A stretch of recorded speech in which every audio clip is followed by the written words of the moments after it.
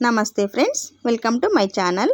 First time ನನ್ನ channel ನೋಡ್ತಿದ್ರೆ subscribe ಮಾಡ್ಕೊಂಡು ಸಪೋರ್ಟ್ ಮಾಡಿ ಫ್ರೆಂಡ್ಸ್. ಥಂಬ್ನೇಲ್ ನೋಡಿದ್ರೇ ನಿಮಗೆ ಗೊತ್ತಾಗಿರುತ್ತೆ ಫ್ರೆಂಡ್ಸ್ ನಾನಿವತ್ತು ಯಾವ ವಿಚಾರ ಮಾತಾಡ್ತಿದ್ದೀನಿ ಅಂದ್ಬಿಟ್ಟು. ಟೈಲರ್ ಶಾಪ್ ಅಂದ್ರೇ ಎಷ್ಟೊಂದು ಜನ ಕಸ್ಟಮರ್ಸು ಬರ್ತಿರ್ತಾರೆ ಮತ್ತು ಹೋಗ್ತಿರ್ತಾರೆ. ಅಂಥ ಕಸ್ಟಮರ್ಸಲ್ಲಿ ಕೆಲವರು ನಮಗೆ ತುಂಬಾ ನೆನಪಲ್ಲಿ ಉಳಿದೋಗ್ತಾರೆ. ಕೆಲವ್ರನ್ನ ಬೇಗ ಮರ್ತೋಗ್ತೀವಿ, ಕೆಲವ್ರು ಮಾತ್ರ ನಮಗೆ ಮರ್ತೋಗೋಕ್ಕಾಗಲ್ಲ. ಆ ರೀತಿ ಇನ್ಸಿಡೆಂಟ್ಸು ಅವ್ರ ಜೊತೆ ನಮಗೆ ನಡೆದಿರುತ್ತೆ. ಅದರಿಂದ ನಾವು ಅಂಥವ್ರನ್ನ ನೆನಪಲ್ಲಿ ಇಟ್ಕೊಂಡಿರ್ತೀವಿ. ಆ ರೀತಿ ಕಸ್ಟಮರ್ಸಲ್ಲಿ ಈ ದಿನ ನಾನು ಹೇಳ್ತಿದ್ದೀನಲ್ಲ, ಈ ಕಸ್ಟಮರು ಒಬ್ಬರು ನನಗೆ 2 ಇಯರ್ಸ್ ಬ್ಯಾಕು ನಮ್ಮ ಶಾಪ್ಗೆ ಇವರು ಸ್ಟಿಚಿಂಗ್ ಮಾಡಿಸ್ಕೊಳ್ಳೋದಕ್ಕೆ ಅಂತ ಬಂದು ಸುಮಾರು ಒಂದು 4-5 ಬ್ಲೌಸ್ ಅಷ್ಟೇ ಅವರು ಸ್ಟಿಚ್ ಮಾಡಿಸ್ಕೊಂಡಿದ್ದು. ಆ 4-5 ಬ್ಲೌಸು ಸ್ಟಿಚ್ ಮಾಡಿಸ್ಕೊಳ್ಳೋದಕ್ಕೆ ಬರುವಾಗಲೇ ಅವರು ಬಂದು ಒಂದು 1/2 ಅವರ್ ನಮ್ಮ ಶಾಪಲ್ಲಿ ಕೂತ್ಕೊಂಡು ಅವ್ರ ವಿಷಯ ಎಲ್ಲ, ಪರ್ಸ್ನಲ್ ವಿಷಯ ಎಲ್ಲ ನನ್ನ ಹತ್ರ ಡಿಸ್ಕಸ್ ಮಾಡ್ತಿದ್ರು. ನಮ್ಮ ಮನೆಯಲ್ಲಿ ತುಂಬ ಸಮಸ್ಯೆ ಇದೆ, ಫೈನಾನ್ಷಿಯಲಿ ತುಂಬ ಪ್ರಾಬ್ಲಮ್ಸ್ ಇದೆ. ನಾನು ಸೆಕೆಂಡ್ PUC ಓದಿದ್ದೀನಿ, ಆದರೆ ಕೆಲ್ಸಕ್ಕೆ ಹೋಗಬೇಕು ಅಂತ ಹೋದ್ರೂ ನಮ್ಮ ಅತ್ತೆ ಮಾವ ಒಂದೊಂದು ಸಲ ಒಪ್ಕೊಳ್ತಾರೆ, ಒಂದೊಂದು ಸಲ ಒಪ್ಕೊಳ್ಳಲ್ಲ. ಮತ್ತು ಗಂಡ ಒಪ್ಕೊಳ್ತಾರೆ, ಒಂದೊಂದು ಸಲ ಗಂಡನೂ ಒಪ್ಕೊಳ್ಳಲ್ಲ. ಅವರಿಬ್ಬರನ್ನು ನಾನು ಹೇಗೋ ಮ್ಯಾನೇಜ್ ಮಾಡಿ ನಾನು ಕೆಲ್ಸಕ್ಕೆ ಹೋಗ್ತಾಯಿದ್ದೀನಿ ಅಂತಂದರೆ ನಮ್ಮ ಫ್ರೆಂಡ್ಸ್ ಆಗಲಿ ಮತ್ತು ರಿಲೇಟಿವ್ಸ್ ಆಗಲಿ ನನ್ನ ಮುಂದೆ ಚೆನ್ನಾಗೇ ಇರ್ತಾರೆ, ಹಿಂದೆ ನನ್ನ ಬಗ್ಗೆ ಕೆಟ್ಟದಾಗಿ ಮಾತಾಡ್ತಿದ್ದಾರೆ. ಈ ಮಾತುಗಳೆಲ್ಲ ನನ್ನ ಕಿವಿಗೆ ಬೀಳ್ತಿದೆ. ಆಗ ಬಿದ್ದಾಗ ನನಗೇನು ಅನಿಸುತ್ತೆ, ನಾನು ಕೆಲ್ಸಕ್ಕೆ ಹೋಗೋದೇ ಬೇಡ ಅನಿಸಿ ನಾನು ಕೆಲಸ ಬಿಟ್ಬಿಡ್ತಾ ಇದ್ದೀನಿ. ಎಲ್ಲೂ ಒಂದು ಕಡೆ 1 ವರ್ಷ ಕೆಲಸ ಮಾಡಲಿಲ್ಲ. 2 ತಿಂಗಳು 3 ತಿಂಗಳು ಒಂದೊಂದು ಹತ್ರ ಕೆಲಸಕ್ಕೆ ಹೋಗ್ತೀನಿ. ಈ ರೀತಿ ಆದಮೇಲೆ ನಾನು ಮನಸ್ಸಿಗೆ ಬೇಜಾರು ಮಾಡಿಕೊಂಡು ನಾನು ಬಿಟ್ಬಿಡ್ತಾ ಇದ್ದೀನಿ. ಕೆಲಸ ಆ ರೀತಿ ಬಿಟ್ಬಿಟ್ಟಾಗ ನನಗೆ ಮತ್ತೆ ಅದನ್ನು ನನ್ನ ಮೇಲೇ ಹಾಕ್ತಿದ್ದಾರೆ. ಇವಳಿಗೆ ಎಲ್ಲೂ ಕೆಲಸ ಮಾಡೋಕ್ಕಾಗೋದಿಲ್ಲ, ದುಡಿಯೋಕ್ಕಾಗೋದಿಲ್ಲ ಅಂತೇಳ್ಬಿಟ್ಟು ಅದನ್ನು ತಪ್ಪು ನನ್ನ ಮೇಲೇ ಹಾಕ್ತಿದ್ದಾರೆ. ತುಂಬ ಬೇಜಾರಾಗ್ಬಿಟ್ಟಿದೆ ಅಕ್ಕ ಅಂತೇಳ್ಬಿಟ್ಟು ಸ್ವಲ್ಪ ಕಣ್ಣಲ್ಲಿ ನೀರು ಹಾಕ್ಕೊಂಡ್ರು ಫ್ರೆಂಡ್ಸ್ ಅವರು. ಈ ರೀತಿ ಬೇಜಾರಿರೋರಿಗೆ ಇನ್ನೊಬ್ರ ಹತ್ರ ಅವ್ರ ಸಂಕಟನ ಹೇಳ್ಕೊಂಡ್ರೆ ಸ್ವಲ್ಪ ಅವ್ರ ಮನಸ್ಸು ಸಮಾಧಾನ ಆಗುತ್ತೆ ಅನ್ನೋ ಉದ್ದೇಶದಿಂದ ಅವ್ರು ಹೇಳ್ಕೊಂಡಿರ್ತಾರೆ. ಅದನ್ನು ನಾವು ತಪ್ಪಾಗಿ ತಿಳ್ಕೊಳ್ಬಾರ್ದು. ನಾನು ಆ ಹುಡುಗಿಗೆ ಸ್ವಲ್ಪ ಸಮಾಧಾನ ಹೇಳಬೇಕು ಅಂತೇಳ್ಬಿಟ್ಟು, ಧೈರ್ಯವಾಗಿ ಇರು, ನೀನು ಸಮಾಧಾನ ಮಾಡ್ಕೊ, ನೀನು ಸೆಕೆಂಡ್ PUC ಓದಿದ್ದೀಯಾ, ಅದರಿಂದ ನಿನಗೆ ಒಳ್ಳೆ ಕಡೆ ಕೆಲಸ ಸಿಗುತ್ತೆ, ಟ್ರೈ ಮಾಡು. ಕೆಲಸ ಸಿಕ್ಕಿದಾಗ ಮತ್ತೆ ಕೆಲಸಕ್ಕೆ ಹೋಗಿ ಮತ್ತೆ ನೀನು ಸ್ಟಾಪ್ ಮಾಡಿದೆ ಅಂತ ಹೇಳ್ದಿಯಲ್ಲ, ಆ ರೀತಿ ಸ್ಟಾಪ್ ಮಾಡಬೇಡ, ಕಂಟಿನ್ಯೂಸ್ ಆಗಿ ಕೆಲಸ ಮಾಡ್ತಾ ಇರು. ನೀನು 2 ತಿಂಗಳಿಗೆ 3 ತಿಂಗಳಿಗೆ ಕೆಲಸ ಬಿಡ್ತಾ ಇರೋದ್ರಿಂದ ನಿನ್ನನ್ನು ಆಡ್ಕೊಳ್ತಾ ಇದ್ದಾರೆ. ಅವ್ರು ಆಡ್ಕೊಳ್ತಿದ್ದಾರೆ ಅಂತ ಹೇಳ್ಬಿಟ್ಟು ನೀನು ಕೆಲಸ ಬಿಡ್ತಾ ಇದೆಯಾ, ಅದರಿಂದನೇ ನಿನಗೆ ಕೆಲಸ ಮಾಡೋಕ್ಕಾಗಲ್ಲ ಅಂತೇಳ್ಬಿಟ್ಟು ಮಾತಾಡ್ತಿದ್ದಾರೆ. ಈ ರೀತಿ ಮಾತಾಡುವವ್ರ ಬಗ್ಗೆ ನಾವು ತಲೆ ಕೆಡಿಸ್ಕೊಳ್ಬಾರ್ದು. ಮಾತಾಡುವವ್ರು ಯಾರು ನಿನಗೆ 100 ರೂಪಾಯಿ ಇಲ್ಲ 10 ರೂಪಾಯಿ ಇಲ್ಲ ಅಂದಾಗ ಕೊಡೋದಿಲ್ಲ. ಅವರು ನಿನ್ನ ಫ್ಯಾಮಿಲಿ ಕಷ್ಟ ಸುಖ ಅವರು ನೋಡೋದಿಲ್ಲ. ಅದಕ್ಕೋಸ್ಕರ ಆ ರೀತಿ ಮಾತಾಡುವವ್ರ ಬಗ್ಗೆ ತಲೆ ಕೆಡಿಸ್ಕೊಳಕ್ಕೆ ಹೋಗದೆ ನೀನು ಕಂಟಿನ್ಯೂಸ್ ಆಗಿ ಒಂದೇ ನಿರ್ಧಾರ ಮಾಡಿ ಕೆಲಸ ಸ್ಟಾರ್ಟ್ ಮಾಡು. ಮತ್ತು ಯಾವುದೇ ಕಾರಣಕ್ಕೂ ಕೆಲಸ ಬಿಡಬೇಡ. ಪರಿಸ್ಥಿತಿ ಸ್ವಲ್ಪನೇ ಬದಲಾವಣೆ ಆಗುತ್ತೆ. ಕೆಲವ್ರಿಗೆ ಒಂದು ರೀತಿ ಮನಸ್ಥಿತಿ ಇರುತ್ತೆ, ನಮ್ಮ ಮುಂದೆ ಚೆನ್ನಾಗೇ ಇರ್ತಾರೆ, ಆದರೆ ನಮ್ಮ ಹಿಂದೆ ಕೆಟ್ಟದಾಗಿ ಮಾತಾಡ್ತಿರ್ತಾರೆ. ಅವ್ರಿಗೆ ಅದೊಂಥರ ಬುದ್ಧಿ ಅದು. ಇಂಥವರು ನಮ್ಮ ಫ್ರೆಂಡ್ಸ್ ಸರ್ಕಲಲ್ಲೂ ಇರ್ಬೋದು ಅಥವಾ ನಮ್ಮ ರಿಲೇಟಿವ್ಸ್ ಸರ್ಕಲಲ್ಲೂ ಇರ್ಬೋದು. ಇವರು ಬದುಕಿದ್ರೆ ನೋಡೋದಿಲ್ಲ, ಕೆಟ್ಟರೆ ಸಹಾಯ ಮಾಡಲ್ಲ ಅನ್ನೋಂಥ ಮನಸ್ಥಿತಿ ಇರುವವರು. ಇಂಥವರು ನಾವು ಎಲ್ಲಿ ಹೋಗ್ತಿದ್ದೀವಿ, ಏನು ಮಾಡ್ತಿದ್ದೀವಿ ಇದನ್ನೇ ಅಬ್ಸರ್ವ್ ಮಾಡ್ತಿರ್ತಾರೆ. ಅವರು ಅವ್ರ ಲೈಫ್ ಬಗ್ಗೆ ತಲೆ ಕೆಡಿಸ್ಕೊಳ್ಳೋದಿಲ್ಲ ಅಷ್ಟಾಗಿ. ಬೇರೆಯವರು ಲೈಫಲ್ಲಿ ಏನು ಮಾಡ್ತಿದ್ದಾರೆ ಅನ್ನೋದ್ರ ಬಗ್ಗೆನೇ ತಲೆ ಕೆಡಿಸ್ಕೊಳ್ತಾ ಇರ್ತಾರೆ. ನಾವು ಮಾಡ್ತಿರೋ ಕೆಲಸದಲ್ಲಿ ತಪ್ಪು ಹುಡುಕ್ತಾ ನಮ್ಮ ಕಾಲು ಎಳೆಯೋಕ್ಕೆ ಅಂತಲೇ ಕಾಯ್ತಿರ್ತಾರೆ. ಇಂಥವ್ರು ಯಾವತ್ತೂ ನಮ್ಮ ಕಾಲು ಹತ್ರನೇ ಇರ್ತಾರೆ. ಅವರ ಸ್ಥಾನ ಅದು ಅಂತ ಅವರೇ ನಿರ್ಧಾರ ಮಾಡ್ಕೊಂಡಿರ್ತಾರೆ. ನಾವು ಕೊಟ್ಟಿರಲ್ಲ ಅವ್ರಿಗೆ ಕಾಲು ಹತ್ರ ಇರೋ ಸ್ಥಾನನ, ಆದರೆ ಅವರು ಬಿಹೇವಿಯರಿಂದ ಆ ಸ್ಥಾನನೇ ಅವ್ರು ತಗೊಂಡಿರ್ತಾರೆ. ಇಂಥವರು ಯಾವತ್ತೂ ನಮ್ಮ ಒಳ್ಳೆಯದನ್ನು ಬಯಸೋದಿಲ್ಲ. ನಮಗೆ ಒಳ್ಳೆಯದಾಗಬಾರ್ದು, ಕೆಟ್ಟದಾಗಬೇಕು ಅನ್ನೋದೇ ಅವ್ರ ಮನಸ್ಸೊಳಗಡೆ ಇರುತ್ತೆ.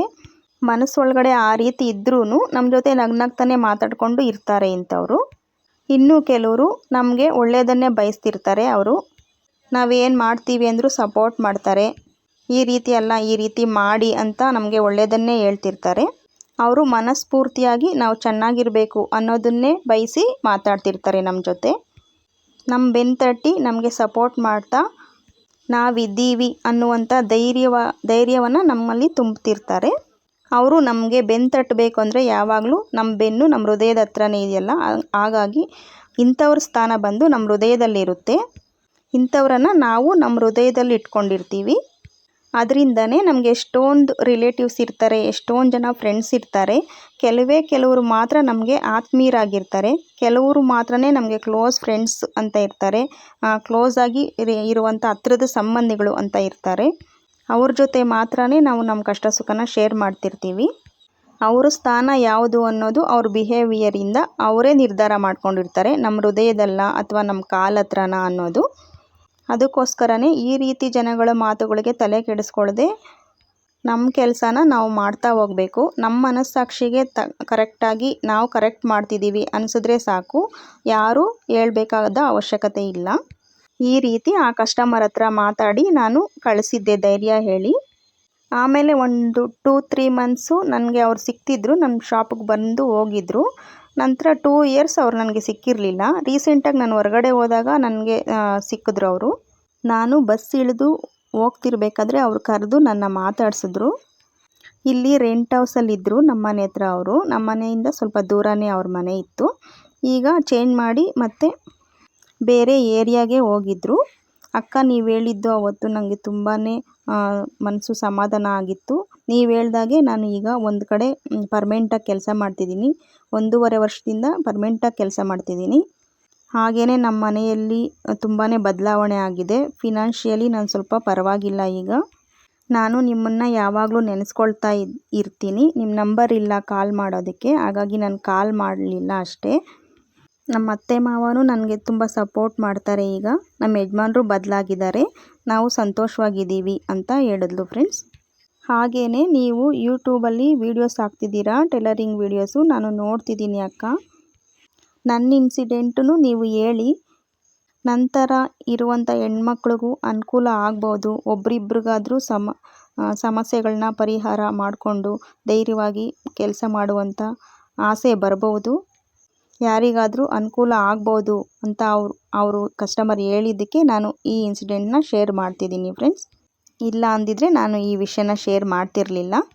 ನನ್ನ ಶಾಪ್ಗೆ ಸ್ಟಿಚ್ಚಿಂಗ್ಗೆ ಅಂತ ಬರುವಂಥ ಕಸ್ಟಮರ್ಸು ಕೆಲವರು ನನಗೂ ತುಂಬಾ ಕ್ಲೋಸ್ ಆಗಿಬಿಡ್ತಾರೆ, ತುಂಬ ಪರಿಚಯ ಆಗ್ತಾರೆ. ಅವ್ರ ಕಷ್ಟ ಸುಖ ಎಲ್ಲ ನನ್ನ ಜೊತೆ ಶೇರ್ ಮಾಡ್ಕೊಳ್ತಾರೆ. ಅವ್ರಿಗೂ ಒಂದು ರೀತಿ ಮನಸ್ಸು ಸಮಾಧಾನ ಅನಿಸುತ್ತೆ. ನಾನು ಅದನ್ನು ಕೇಳಿಸ್ಕೊಂಡು ಅವ್ರಿಗೂ ಸಮಾಧಾನದ ಮಾತುಗಳು ಹೇಳ್ತೀನಿ. ಅಷ್ಟು ಬಿಟ್ಟರೆ ಅವ್ರ ವಿಷಯನ ಬೇರೆಯವ್ರ ಜೊತೆ ನಾನು ಶೇರ್ ಮಾಡೋದಿಲ್ಲ. ಈ ಕಸ್ಟಮರು ಹೇಳಿ ಅಕ್ಕ, ಈ ಇನ್ಸಿಡೆಂಟಿಂದ ಯಾರಿಗಾದರೂ ಅನುಕೂಲ ಆಗ್ಬೋದು ಅಂತ ಹೇಳಿದ್ದಕ್ಕೋಸ್ಕರನೇ ನಾನು ಈ ಇನ್ಸಿಡೆಂಟು ಎಕ್ಸಾಂಪಲ್ಲಾಗಿ ಹೇಳ್ತಿರೋದು. ನಮ್ಮ ಸುತ್ತಮುತ್ತ ಸಮಾಜ ಇರೋದೇ ಹಾಗೆ. ಫ್ರೆಂಡ್ಸ್ ಸರ್ಕಲಲ್ಲಾಗಿರಲಿ, ರಿಲೇಟಿವ್ಸ್ ಸರ್ಕಲಲ್ಲಾಗಿರಲಿ, ಕೆಲವರು ಮಾತ್ರನೇ ನಮಗೆ ಆತ್ಮೀಯರಾಗಿರ್ತಾರೆ, ನಮ್ಮ ಒಳ್ಳೆಯದನ್ನೇ ಬಯಸ್ತಾರೆ. ಈ ರೀತಿ ನಮ್ಮ ಒಳ್ಳೆಯದನ್ನೇ ಬಯಸೋರಿಗೆ ನಾವು ನಮ್ಮ ಹೃದಯದಲ್ಲೇ ಸ್ಥಾನ ಕೊಡಬೇಕು. ಇನ್ನು ನಮ್ಮ ಕಾಲು ಎಳೆಯೋ ಅಂಥವ್ರನ್ನ ನಾವು ಲೆಕ್ಕಕ್ಕೆ ತಗೊಳ್ಬಾರ್ದು. ಅವ್ರು ಯಾವತ್ತಿದ್ರೂ ನಮ್ಮ ಕಾಲ ಹತ್ರನೇ ಇರ್ತಾರೆ ಅಂತ ತಿಳ್ಕೊಂಡು ನಮ್ಮ ಕೆಲಸ ನಾವು ಮಾಡಿಕೊಂಡು ಹೋಗ್ತಾ ಇರಬೇಕು. ಮನುಷ್ಯ ಹುಟ್ತಾ ಒಂಟಿ, ಸಾಯ್ತಲೂ ಒಂಟಿ. ಆದ್ರೂ ಮಧ್ಯದಲ್ಲಿರೋ ಜೀವನಕ್ಕೆ ನಮಗೆ 10 ಜನರ ಸಹಕಾರ ತುಂಬ ಮುಖ್ಯ. ನಮ್ಮ ಬೆನ್ನು ತಟ್ಟಿ ನೀವು ಕರೆಕ್ಟ್ ಮಾಡ್ತಿದ್ದೀರಾ ಮಾಡಿ ಅಂತ ಸಪೋರ್ಟ್ ಮಾಡ್ತಾರಲ್ಲ, ಅವರು ನಮಗೆ ತುಂಬಾ ಇಂಪಾರ್ಟೆಂಟ್ ಆಗ್ತಾರೆ ನಮ್ಮ ಲೈಫಲ್ಲಿ. ನಮಗೆ ಹಣ ಕೊಟ್ಟು ಸಹಾಯ ಮಾಡಿ ಸಪೋರ್ಟ್ ಮಾಡಲಿಲ್ಲ ಅಂದ್ರೂ ಮಾರಲ್ ಆಗಿ ಧೈರ್ಯ ತುಂಬಿ ಸಪೋರ್ಟ್ ಮಾಡಿ ನಿಮ್ಮ ಜೊತೆ ನಾವಿದ್ದೀವಿ ಅಂತ ಹೇಳ್ತಾರಲ್ಲ ಫ್ರೆಂಡ್ಸ್, ಆ ರೀತಿ ಧೈರ್ಯ ಹೇಳುವವರನ್ನು ನಾವು ಯಾವತ್ತೂ ಮರಿಬಾರ್ದು. ಅವ್ರಿಗೆ ಯಾವತ್ತೂ ನಮ್ಮ ಹೃದಯದಲ್ಲೇ ಸ್ಥಾನ ಕೊಡಬೇಕು ನಾವು. ಲೈಫಲ್ಲಿ ಕಷ್ಟ ಸುಖ ಎರಡೂ ಬರ್ತಾ ಇರುತ್ತೆ. ಕಷ್ಟ ಬಂದಾಗ ನಾವು ಹೆದರದೆ ಅದನ್ನು ಎದುರಿಸುತ್ತಾ ನಿಂತರೆ ಅದು ಮಂಜಿನಂತೆ ಕರಗೋಗುತ್ತೆ. ಕಾಲ ಬದಲಾದ ಹಾಗೆ ಕಷ್ಟನೂ ಬದಲಾಗುತ್ತೆ. ಈ ವಿಡಿಯೋ ಹೇಗನ್ನಿಸ್ತು ಅಂತ ಕಮೆಂಟಲ್ಲಿ ತಿಳಿಸಿ ಫ್ರೆಂಡ್ಸ್. ನಿಮ್ಗಿಷ್ಟ ಆಗಿದ್ದರೆ ಈ ವಿಡಿಯೋಗೆ ಒಂದು ಲೈಕ್ ಕೊಡಿ. ನಮ್ಮ ಕೈಯಲ್ಲಿ ಇನ್ನೊಬ್ಬರಿಗೆ ಸಹಾಯ ಮಾಡೋಕ್ಕಾಗಲಿಲ್ಲ ಅಂದ್ರೂ ಕೆಟ್ಟದ್ದನ್ನು ಮಾತ್ರ ಮಾಡದೆ ನಾವು ಜೀವನ ಮಾಡಬೇಕಾಗುತ್ತೆ. ನಾವು ಇನ್ನೊಬ್ಬರಿಗೆ ಕೆಟ್ಟದ್ದಾಗದೇ ಇರಲಿ ಅಂತ ಬಯಸ್ತೀವಲ್ವ, ಅದೇ ನಾವು ಅವರಿಗೆ ಕೊಡುವಂಥ ಗಿಫ್ಟು. ಫ್ರೆಂಡ್ಸ್, ಈ ವಿಡಿಯೋ ಹೇಗನ್ನಿಸ್ತು ಅಂತ ಕಮೆಂಟಲ್ಲಿ ತಿಳಿಸಿ. ಈ ರೀತಿಯ ಇನ್ಸಿಡೆಂಟ್ಸು ಎಲ್ಲರ ಲೈಫಲ್ಲೂ ಇರುತ್ತೆ. ಕೆಲವೊಂದು ನಾವು ಮರೆತು ಹೋಗ್ತೀವಿ, ಕೆಲವೊಂದು ನಮ್ಮ ನೆನಪಲ್ಲಿ ಉಳಿಯುತ್ತೆ. ಈ ವಿಚಾರ ಮಾತಾಡ್ತಾ ಬ್ಯಾಕ್ ಸೈಡು ಬೋಟ್ ನೆಕ್ಕು ಮತ್ತು ಫ್ರಂಟ್ ಸೈಡು ನಾರ್ಮಲ್ ನೆಕ್ ಇರುವಂಥ ಬ್ಲೌಸನ್ನು ನಾನು ಸ್ಟಿಚ್ ಮಾಡಿ ತೋರಿಸ್ತಿದ್ದೀನಿ ನೋಡಿ ಫ್ರೆಂಡ್ಸ್. ಈ ಬ್ಲೌಸು ಫ್ರಂಟಲ್ಲಿ 2 ಡಾಟ್ಸ್ ಇದೆ, ವಿತೌಟ್ ಕ್ರಾಸ್ ಬೆಲ್ಟ್ ಇಲ್ಲದೆ ಇರೋದ್ರಿಂದ ಇದು ಫ್ರಿನ್ಸ್ ಕಟ್ ಥರ ಬರ್ತಿದೆ. ಆದರೆ ಇದು ಫ್ರಿನ್ಸ್ ಕಟ್ ಬ್ಲೌಸ್ ಅಲ್ಲ. ಈ ಬ್ಲೌಸು ಹೇಗಿದೆ ಅಂತ ಕಮೆಂಟಲ್ಲಿ ತಿಳಿಸಿ friends. Thanks for watching my video. ಜೈ ಶ್ರೀರಾಮ್. Bye friends.